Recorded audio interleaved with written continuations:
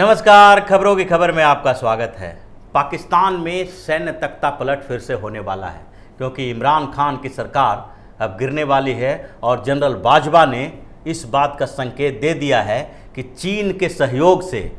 पाकिस्तान में एक बार फिर से सैन्य तख्ता पलट होगा। ये संकेत जो है बाजवा का, वो इशारा करता है, इस बात के लिए तैयार कर रहा है कि पाकिस्तान की स्थिति नाजुक है और अब जो कोरोना संक्रमण के बाद और भारत और पाकिस्तान के बीच के रिश्ते जो तल्ख हुए हैं, चीन ने जो सीमा पर दबाव बढ़ाया है, भारत और चीन के बीच सीमा विवाद जो गहराया है इस बीच, उसके कारण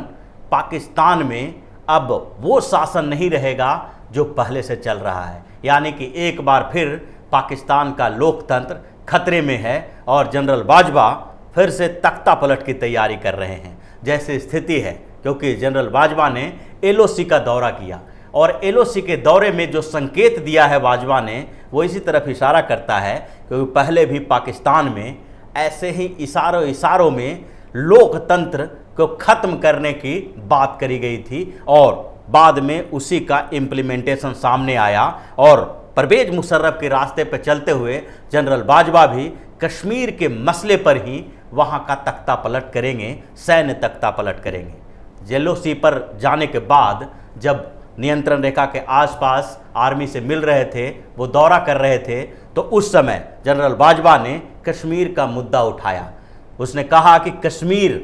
जो विवादित क्षेत्र है और भारत और पाकिस्तान के बीच विवाद का सबसे बड़ा कारण है, उस कश्मीर विवाद में जो पाकिस्तान की सरकार है, पाकिस्तान अंतर्राष्ट्रीय स्तर पर अपनी बात सही तरीके से नहीं रख सका। यानी कि जो पाकिस्तान की सरकार, जो वर्तमान सरकार है, वो कश्मीर मुद्दे को अंतर्राष्ट्रीय स्तर पर विवादित नहीं बना सका, जबकि भारत की सरकार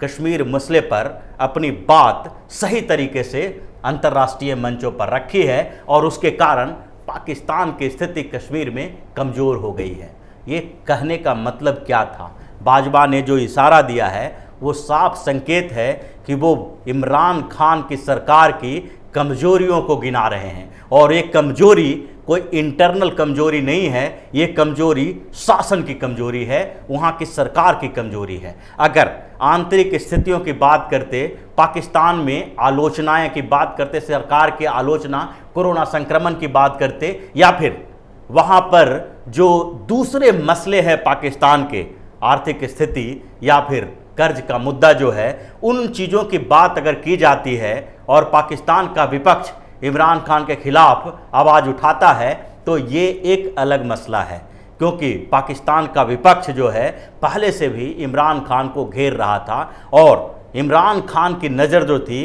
वो जनरल बाजवा पर थी। वो किसी तरह से जनरल बाजवा को जो कार्यकाल उनका है वो भी बढ़ाने के कोशिश में लगे रहे थे और उस समय भी आलोचनाओं का शिकार हुए थे। लेकिन जब जनरल बाजवा ही जो पाक आर्मी प्रमुख हैं, उसने ही अगर इमरान खान की आलोचना शुरू कर दी और उसमें भी ऐसे मुद्दे पर जिस मुद्दे पर पाकिस्तान के लोगों का सेंटिमेंट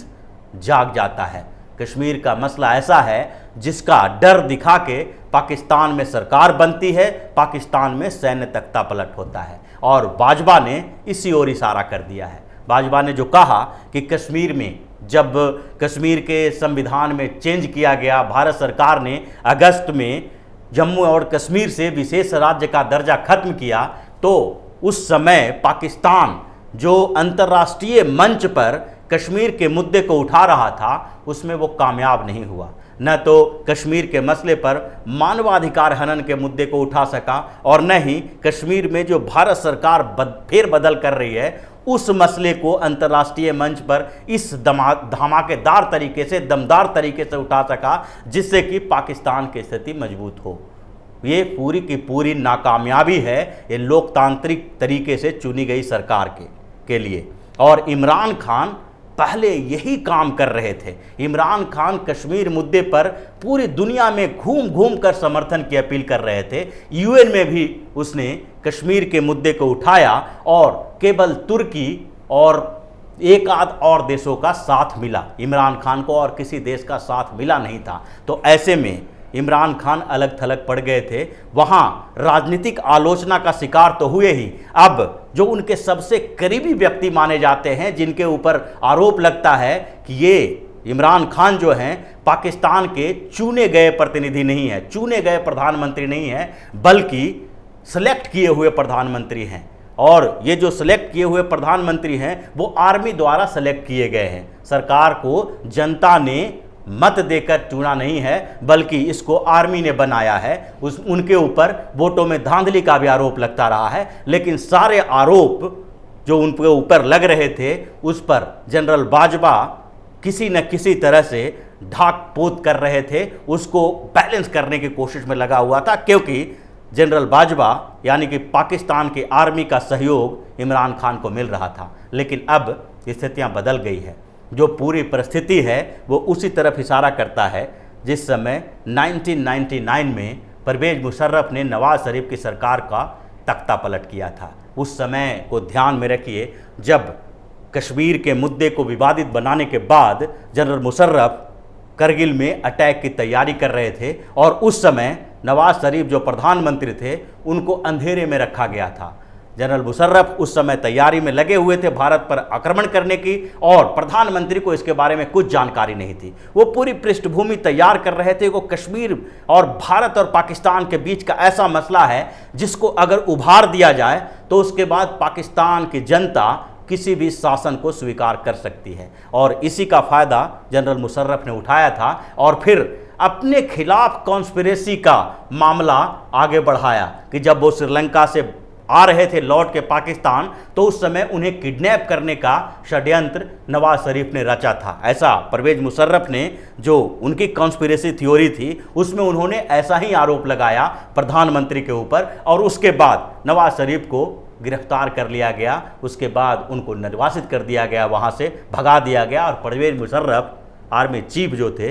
वो राष्ट्रपति बन गए। तो ये जो पूरा तख्ता पलट का माहौल उस समय तैयार किया गया था, वही माहौल अभी के समय में तैयार किया जा रहा है, क्योंकि इमरान खान की सरकार अभी पाकिस्तान में कमज़ोर हो गई है। इमरान खान बिल्कुल अलग थलग पड़ रह गए हैं। पूरा विपक्ष है जो उनके ऊपर आरोप लगा रहा है कि कोरोना वायरस से संक्रमण से निपटने में भी इमरान खान नाकाम रहा है, और कुछ समय से जो वहाँ राजनीतिक घटनाक्रम चल रही है उसमें उससे निपटने में भी इमरान खान नाकाम रहा है। तो इसको लेके वहाँ का पूरा विपक्ष इमरान खान के खिलाफ है। ऐसे समय में जब कि जनरल बाजवा जो आर्मी चीफ हैं वो भी विपक्ष के सहयोग से, और उसके साथ साथ उसको जो सबसे ज़्यादा बड़ा सहयोग मिल रहा है वो चीन का मिल रहा है, तो इस पूरे सहयोग से अब उनको इमरान खान की ज़रूरत नहीं लग रही है। ऐसा लग रहा है कि कश्मीर का मुद्दा फिर से उठाएं और ये बताया जाए कि कश्मीर में पाकिस्तान जो नाकामयाब हो रहा है उसके पीछे का कारण इमरान खान है, क्योंकि इमरान खान इस मुद्दे को सही तरीके से रख नहीं पाते हैं, और पाक अधिकृत कश्मीर में भारत का दबाव बढ़ता जा रहा है। पाकिस्तान में बेचैनी बढ़ती जा रही है, क्योंकि भारत सरकार ने भी पाक अधिकृत कश्मीर जो POK है उसमें चुनाव कराने की योजना बनाई है। इससे भी पाकिस्तान में हड़कंप है और सीमा पर हलचल है। तो इस समय जो स्थिति बनी हुई है सीमा पर, 3 जगह पर भारत के साथ सीमा पर 3 जगह पर तनाव की स्थिति है। जो है पाकिस्तान सीमा पर, दूसरे तरफ चीन की सीमा पर, और तीसरे तरफ नेपाल में। तो नेपाल में और भारत के साथ जो इस बीच संबंध खराब हुए हैं, उसमें भी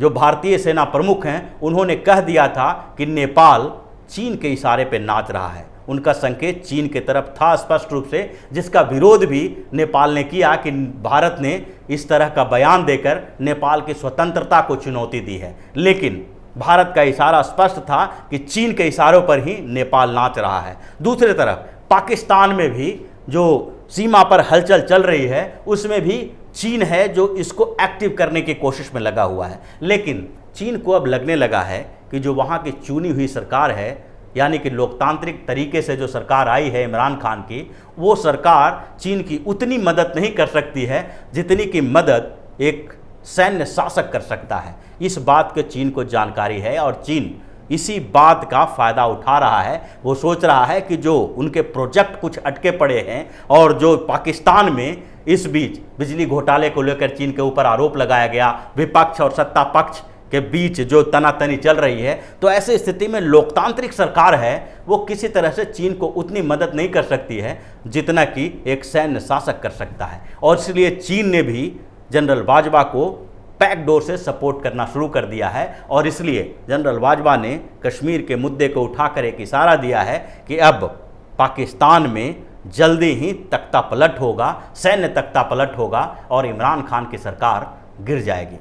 तो इसी तरह की खबरों के साथ फिर से हाजिर होंगे, तब तक के लिए बने रहिए हमारे साथ और देते रहिए हमें सहयोग, ताकि इसी तरह की खबर हम आपके लिए लाते रहें। धन्यवाद।